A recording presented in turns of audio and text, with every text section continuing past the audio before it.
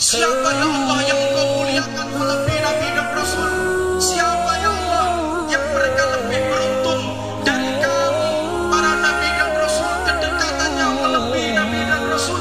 Siapa mereka ya Allah? Allahumma ya Allah, bukan hamba tidak bersyukur, Engkau takdir hamba menjadi Nabi.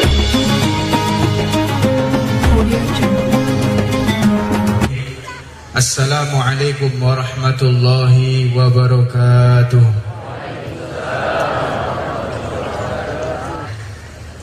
Hadirin hadirat yang dirahmati oleh Allah Subhanahu wa taala. Malam hari ini Allah Subhanahu wa taala telah memuliakan kita dengan kita berkumpul menyebut nama junjungan Nabi Muhammad sallallahu alaihi wasallam. Dan nanti kita akan lanjutkan dengan zikir bersama.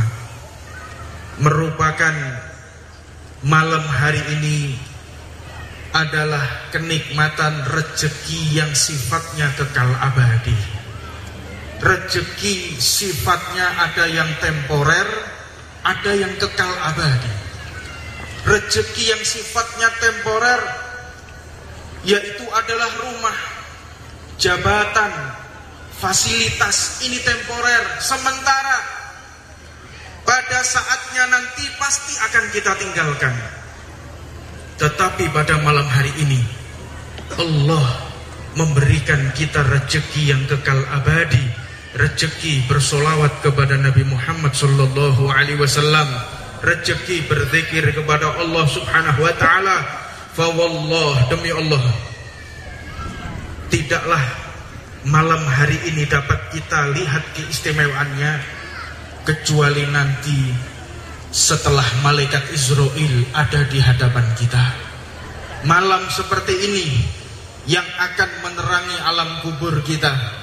Malam hari ini yang kita lakukan berzikir kepada Allah, yang akan menaungi kita di saat Allah Subhanahu wa taala murka kepada hambanya di yaumul mahsyar. Mudah-mudahan dengan sisa nafas yang Allah berikan kepada kita, senantiasa kita gunakan untuk setia kepada Allah dan ajaran baginda Nabi Muhammad sallallahu alaihi wasallam. Sebagaimana yang diceritakan di dalam kitab Turatun Nasihin di bab Fadail Ramadan, di situ diceritakan ketika Nabi Allah Musa diundang oleh Allah Subhanahu wa taala di Gunung Tursina. Ini merupakan kehormatan untuk Nabi Allah Musa, memiliki mukjizat mendengar firman-Nya Allah Subhanahu wa taala, sehingga Nabi Allah Musa merasa tersanjung. Nabi Allah Musa di hadapan Allah di Gunung Tursina mengatakan, Ilahi hal ahadda akramta mithli. Ya Allah, apakah ada hamba semulia aku? Apakah ada hamba setinggi aku kedudukannya? Apakah ada hamba yang lebih engkau cintai melebihi aku? Dijawab oleh Allah Subhanahu wa ta'ala secara langsung dan didengar langsung oleh Nabi Allah Musa, sebagaimana Nabi Allah Musa disifati oleh Allah, wa kalamallahu Musa taklima. Nabi yang dapat berbicara langsung dengan Allah, memiliki mukjizat istimewa, yaitu Nabi Allah Musa alaihi salatu wassalam. Mendengar firman Allah, wahai Musa, kenapa engkau mengatakan demikian? Dijawab oleh Nabi Allah Musa, haitsu asma'tani kalamuk, karena engkau telah memberikan anugerah mendengar suaramu secara langsung, ya arhamar rahimin, wahai zat yang maha kasih sayang kepada hambanya. Dijawab lagi oleh Allah Subhanahu wa ta'ala, ya Musa, fa innama baini wa bainak sab'una 'alaf hijab. Wahai Musa, antara engkau dan aku ada 70.000 dinding, 70.000 penutup. Kita semua tidak dapat melihat alam gaib karena ditutup oleh Allah. Kita tidak bisa melihat alam kubur, baik kenikmatan atau siksaan Allah, ini karena ditutup, dihijab oleh Allah. Semakin tinggi kedudukan di hadapan Allah, maka semakin terbuka hijabnya, sebagaimana yang dialami oleh Nabi Allah Musa difirmankan oleh Allah, sesungguhnya 70.000 hijab yang kau miliki, 3 hijab aku buka. Tercengang Nabi Allah Musa, tersentuh Nabi Allah Musa, dan kaget Nabi Allah Musa. Ya Allah, berarti masih ada 69.997 hijab. Faqala na'am, iya. Dan difirmankan lagi oleh Allah Subhanahu wa ta'ala, sayati zamanin ya Musa, akan datang suatu masa wahai Musa, antara aku dan hambaku jika berkumpul menyebut nabinya, tidak ada hijab antara dia dan aku.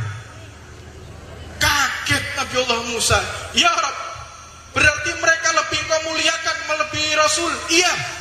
Berarti mereka lebih tinggi kedudukannya melebihi Nabi? Iya. Berarti mereka lebih engkau cintai melebihi Nabi dan Rasul? Iya. Man haula'il kiram, siapa ya Allah yang engkau muliakan melebihi Nabi dan Rasul?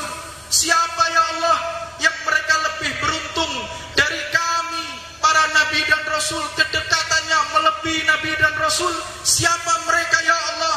Dijawab oleh Allah Subhanahu wa ta'ala, humu min ummati habibi Muhammadin. Mereka adalah umatnya Sayyidina Muhammad sallallahu alaihi wasallam. Allah Subhanahu wa ta'ala telah mentakdir kita menjadi umat baginda Nabi Muhammad sallallahu alaihi wasallam. Maka Nabi Allah Musa pun tersungkur kepada Allah, sujud kepada Allah. Beliau bergumam, Allahumma ja'alni min ummati Ahmad. Allahumma ya Allah, bukan hamba tidak bersyukur, engkau takdir hamba menjadi nabi. Bukan hamba tidak bersyukur, engkau mentakdir hamba menjadi rasul. Bukan hamba tidak bersyukur ya Allah, engkau memberikan hamba mukjizat untuk mendengar suaramu secara langsung. Tapi ya Allah, cabutlah kenabianku, tidak masalah, asalkan engkau mentakdir aku menjadi umatnya Nabi Muhammad sallallahu alaihi wasallam. Nabi Allah Musa menginginkan seperti kita menjadi umat Rasulullah sallallahu alaihi wasallam. Maka inilah puncak kesuksesan kita. Tatkala kita bisa mendekatkan diri kepada Allah Subhanahu wa taala, tatkala kita bisa berzikir kepada Allah Subhanahu wa taala, maka inilah puncak kesuksesan. Di malam yang mulia ini, tidaklah lebih mulia jika kita menambahkan ilmunya Nabi Muhammad sallallahu alaihi wasallam. Sebagaimana dijelaskan di dalam Al-Qur'an, Allah Subhanahu wa taala berfirman, laqad kana lakum fi rasulillahi uswatun hasanah. Kalau kita belajar nahwu, gramatika bahasa Arab, huruf lam sama qad ini adalah harfu taukid, penguat, pertanda bahwa di dalam diri baginda Nabi Muhammad sallallahu alaihi wasallam ada uswah, ada pelajaran, ada hikmah-hikmah yang wajib kita telaah. Maka kita profesi apapun, sebagai rakyat sipil, sebagai pejabat, sebagai TNI, apapun profesi kita, hanya satu idola kita, yaitu Habibuna Muhammad. Maka diceritakan di peperangan yang paling populer, kita ambil hikmah. Peperangan yang paling populer di dunia Islam adalah peperangan Badar. Di dalam setiap gerak-gerik Rasulullah pasti ada uswatun hasanah.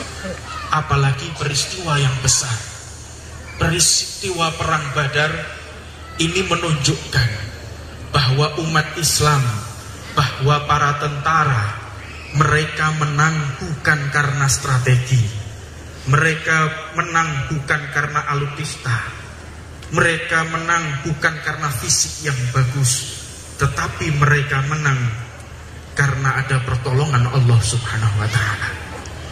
Ketika perang Badar, Nabi Allah Muhammad sallallahu alaihi wasallam mengumpulkan para sahabat.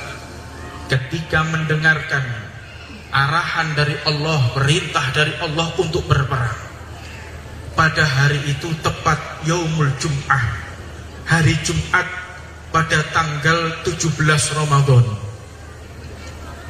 Ramadan asal kata dari romdok, artinya adalah musim yang sangat panas. Panasnya Madinah itu berbeda dengan panasnya Aceh.